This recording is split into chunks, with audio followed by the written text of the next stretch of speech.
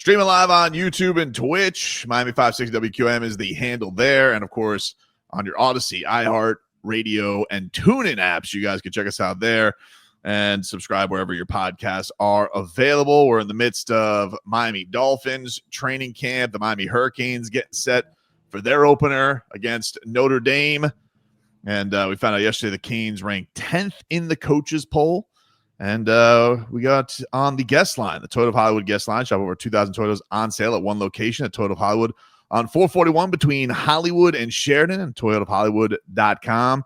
He's got a book out on paperback, Football Done Right, setting the record straight on the coaches, players, and history of the NFL. Michael Lombardi, who, of course, running the program at UNC there as well. Michael, thanks for the time. How are you? Thank you. Appreciate it. It's good to be here. Appreciate you guys. Did Leroy Hoard, did my guy Leroy Hoard, did he make the cut, Michael Lombardi? Do we have a chapter on Leroy Hoard, his short yard situations or his shoulder pads?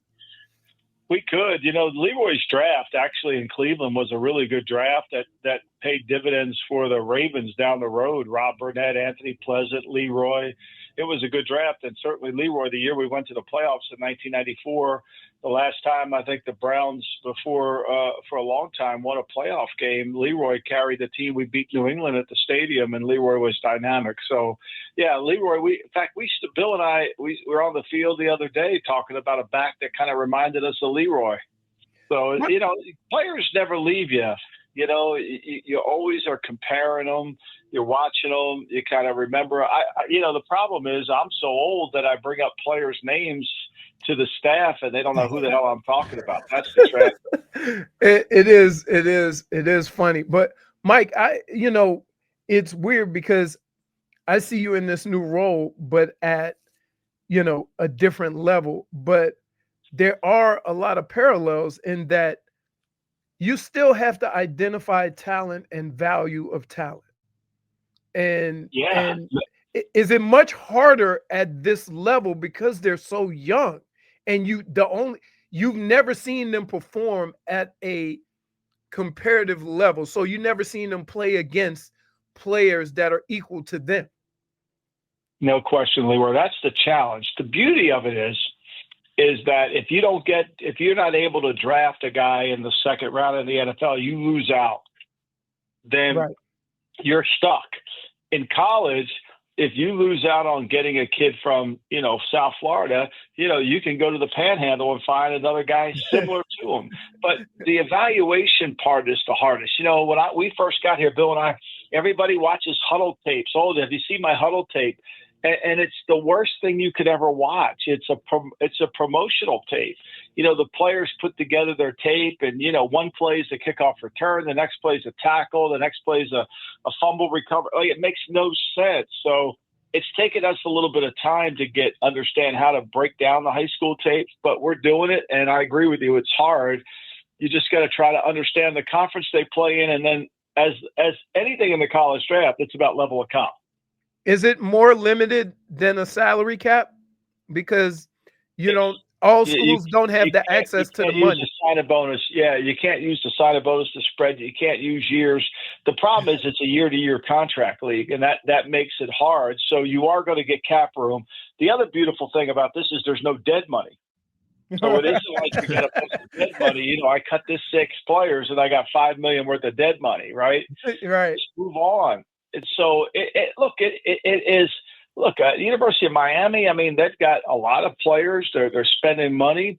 They're running their cap, doing what they have to do. It's no different than a pro team. And that's why this job is so much fun for me because, Bill and I, when we talked about the college game this past fall last year, when he said to me, would you be interested in going to college? I said, yeah, it's a pro game. It's the same. And the difference is you have more availability. As Nick Saban said, we don't have to listen to the draft. We can go find players. So what was that buzz about the Canes over when the ACC media was all happening? You were gearing up. I know you guys don't got them on the regular season, Michael, but obviously they got a big year ahead. Like, do you keep your eye on guys in programs, even if you're not maybe going to face them in the regular season? No, you certainly have to. You got to understand who the level of comp is, right? I think one of the mistakes we made in Cleveland with Leroy was we were so preoccupied with Denver. and we tried to beat Denver and John Elway, and that's all we talked about. When Washington, Philly, and the Giants would go into Denver and just kick Denver's butt. Like, they had no problem beating Denver, the NFC East, when they were really good. And so I think you have to understand who's the competition. And certainly it's not always in your level. It's not always in your conference. Clemson's good. Miami's good. Florida State had a down year.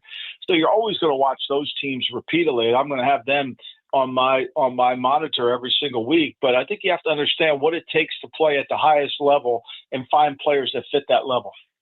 What did you, because Rhett Lashley kind of made some noise with the SEC folks over there, because nobody should ever say anything about the SEC. Did you agree going into your first year of this AC and seeing the talent around there? Do you feel like it's a conference that's a bit overlooked as far as the other ones are concerned?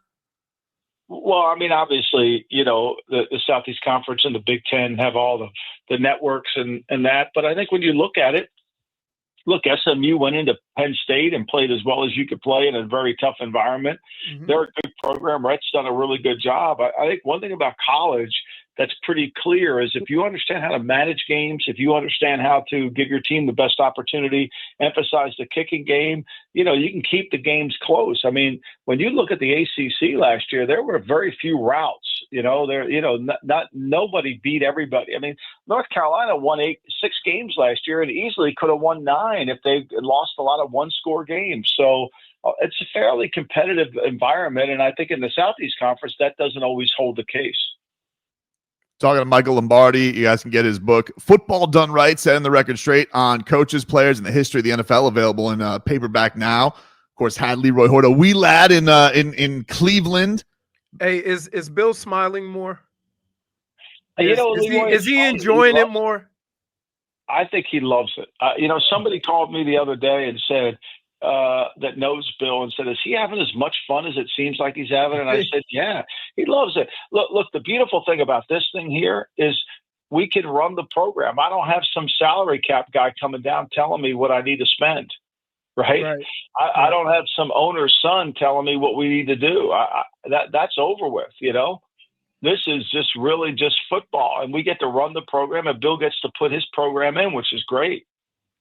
I think one of the most overlooked things in the NFL at the NFL level, and I've seen coaches that go to college, is exactly what you just said. It seems more about football and not about the other stuff. I remember when we were in Cleveland, nobody ever really talked about Belichick's ability to coach. And whether you liked Bill or didn't like him, or some of his things, you were annoyed by some of the things he did, you knew you were as well prepared as you would ever be for a football game. And now you don't have to deal with all the interactions with all the people you talked about in the media.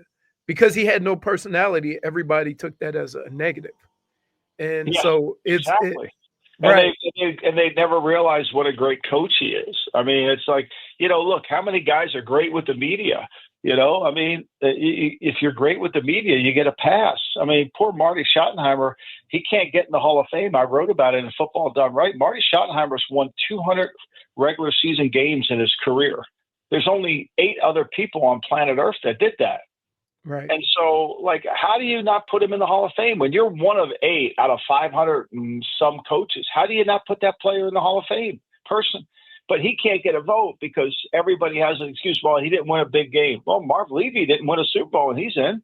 He was 0 for 4. Bud Grant didn't win a Super Bowl. He's in. I mean, so I think it's a little bit hypocritical. And I think guys like that, it becomes who was kind to the media. And that's why I wrote the book. And if you read the book, the last chapter, I explain why I wrote the book. It's a little bit like what Larry David talked about in one of his shows.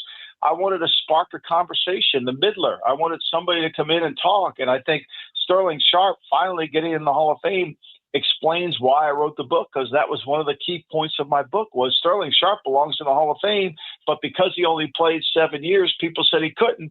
But, oh, by the way, Terrell Davis only played 6, but he's in the Hall of Fame. Tony Baselli only played 10, but he's in the Hall of Fame. There's just hypocritical rules. That's why I'm boycotting all Hall of Fame activities until Metcalf gets in. I mean, there's a guy returned 2 punts in the same game, won a Pittsburgh game. Yeah. I mean, but he didn't have Devin Hesper. Devin Hesper's a great player. I'm not disputing that, but Metcalf was incredible in a lot of different areas.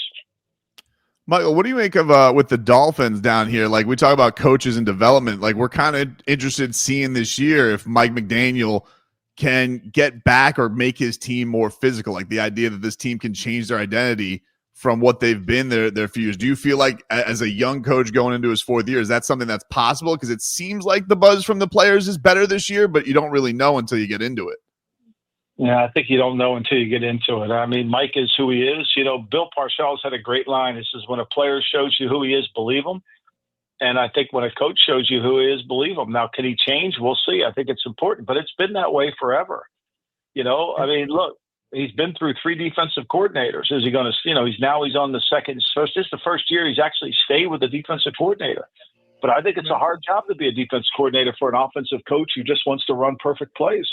Mike, I say it's a situation of overcoaching the situation, whereas he doesn't let his players go out on the field and compete, because running the football is all about competing in front. They usually know what you're going to run, and it's about a mindset of knowing that this is the time where we have to run the football, and he tries to avoid that by running all these, you know, quick passes and stuff like that. And I'm more shocked that in every other offense he's been associated with, he's never been that. Yeah, it's amazing, right? He was a run game guru in San Francisco.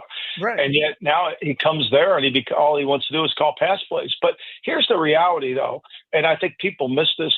You know, to be a head coach, you have to do what's in the best interest of how to win the game. You just can't run plays. People are preoccupied with that.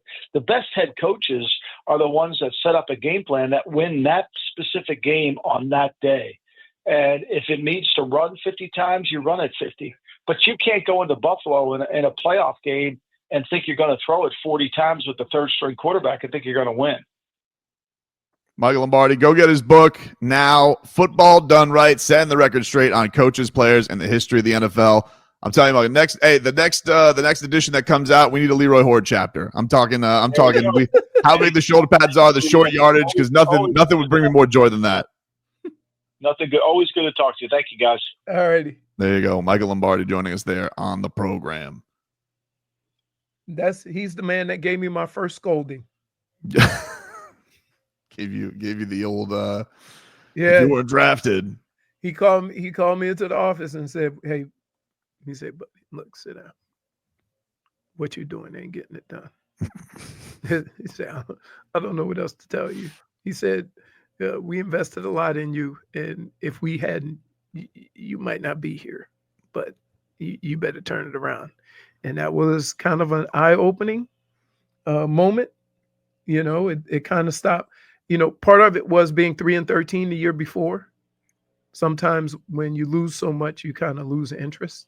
Right. So so what was the issue? Like, I know we joke about the fumbles thing. Was it motor? Like, what was annoying you? It wasn't that. It was just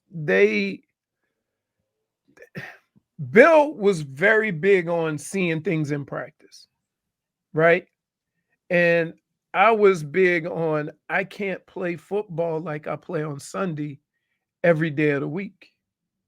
And so there's a happy medium there where you're getting work in that's preparing you for these games without playing the games, right? And so that was in your preparation, in your effort during practice, in how you did your lifting and stuff like that. Like, take those things serious. And then the coaches would have faith that you're committed to this, and now we can play you on Sunday. And it was kind of that thing. Like, I don't think anybody had any doubt of how I was going to play on Sunday. It was along the lines of, you didn't ever want to go in a game thinking, well, based on what he did this week, I hope he can do it.